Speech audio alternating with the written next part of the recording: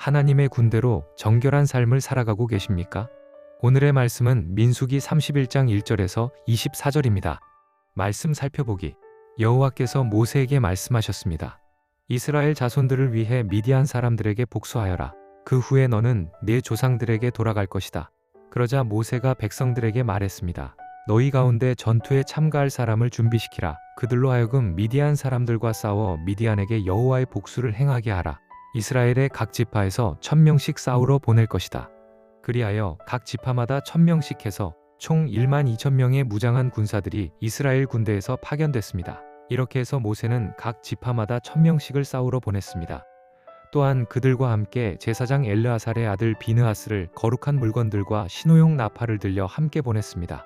그들은 여호와께서 모세에게 명령하신 대로 미디안과 싸워서 그들의 모든 남자를 다 죽였습니다. 죽임을 당한 사람들 가운데는 미디안의 5왕들인 에위, 레겜, 수루, 후루, 레바도 있었습니다. 그들은 또한 부올의 아들 발람을 칼로 죽였습니다. 이스라엘 사람들은 미디안의 여자들과 아이들을 사로잡았으며 미디안의 소떼와 양떼와 물건들을 모두 전리품으로 빼앗았습니다. 그들은 미디안 사람들이 살고 있던 모든 성들을 불태웠고 그들의 모든 진영도 불태웠습니다. 그들은 사람들과 가축들을 비롯한 모든 약탈물과 노략물을 취했습니다. 그리고 요단강 여리고 건너편 모압 평원의 진영에 있는 모세와 제사장 엘르아살과 모든 이스라엘 회중에게 포로들과 약탈물과 노략물을 가져갔습니다. 모세와 제사장 엘르아살과 회중의 모든 지도자들이 그들을 맞으러 진영 밖으로 나갔습니다. 모세는 싸움터에서 돌아온 군대의 지휘관들, 곧 천부장들과 백부장들에게 화를 냈습니다. 모세가 그들에게 물었습니다. 어찌하여 너희가 여자들을 모두 살려두었느냐? 그 여자들은 부올 사건에서 발람의 말을 따라 이스라엘 백성들이 여호와를 거역하게 해 여호와의 회중에게 재앙을 내리게 한 바로 그 사람들이다. 그러므로 지금 당장 아이들 가운데 모든 소년들을 죽이라.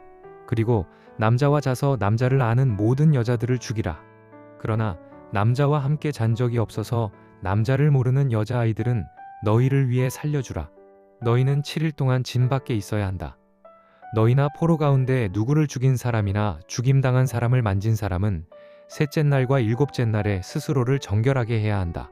또한 모든 옷이나 가죽 물건이나 염소털로 만든 것이나 나무로 만든 것을 다 정결하게 해야 한다. 그러자 제사장 엘르아살이 싸움터에 갔다 온 군사들에게 말했습니다. 여호와께서 모세에게 명령하신 율법의 요구사항은 이것이다. 금, 은, 청동, 철, 양철, 납 등 불에 견딜 수 있는 것은 다 불에 넣어서 정결하게 하라. 또한 이것은 정결하게 하는 물로도 정결하게 해야 한다. 그리고 불에 견디지 못하는 것은 물에 넣도록 하라. 일곱째 날에는 너희 옷을 빨아서 스스로를 정결하게 하라. 그 후에야 너희가 진 안으로 들어올 수 있다. 말씀 이해하기.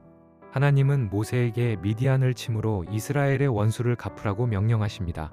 이에 모세는 각 지파에서 1000명씩 군사를 모집하여 제사장 비느하스와 함께 전쟁에 나섭니다. 이스라엘은 미디안의 남자들과 5왕과 발람을 죽이고 여인들과 아이들, 가축과 재물을 전리품으로 취합니다. 하지만 모세는 음행에 연루된 여인들을 살려둔 것에 분노하며 정결한 처녀만 남기고 나머지는 죽이라고 명령하고 전쟁에 참여한 자들은 정결 예식을 거쳐야 했습니다. 우리는 오늘 말씀을 통해 반드시 죄를 심판하시는 하나님을 만날 수 있습니다. 이스라엘 백성은 모압 여인들과 음행하고 바알부올을 숭배함으로써 하나님의 진노를 샀습니다. 이에 하나님은 미디안이 이스라엘을 꾀어 바알부올 사건을 일으킨 것에 대해 복수하라고 명령하십니다. 모세는 미디안 여인들이 발람의 꾀를 따라 이스라엘을 범죄하게 했으며 그로 인해 연병이 일어났음을 지적합니다. 이는 미디안의 유혹이 단순한 문화적 교류가 아니라 영적 타락을 유도한 의도적인 죄의 도구였음을 보여줍니다. 하나님은 그 죄를 결코 가볍게 여기지 않으셨습니다. 먼저는 죄에 빠진 이스라엘을 심판하셨고 이제는 그 백성을 거룩한 도구로 사용하시기 위해 준비시키십니다. 이스라엘은 하나님의 명령에 따라 군사를 조직하고 제사장 비느하스를 앞세워 거룩한 전쟁을 수행합니다. 하나님의 백성은 하나님의 군대로서 그분의 인도와 거룩함을 따라 사명을 감당해야 합니다. 또한 하나님의 군대는 싸움 후에도 정결함이 반드시 필요합니다. 하나님은 전쟁에 참여한 자들이 진영 밖에서 정결 예식을 행한 후 공동체로 돌아오도록 명령하십니다. 그들은 제3일과 7일에 정결 예식을 거치며 7일간 진영 밖에 머물며 격리되어야 합니다. 이 정결의 시간은 하나님의 공동체 안으로 다시 들어가기 위한 준비 과정입니다.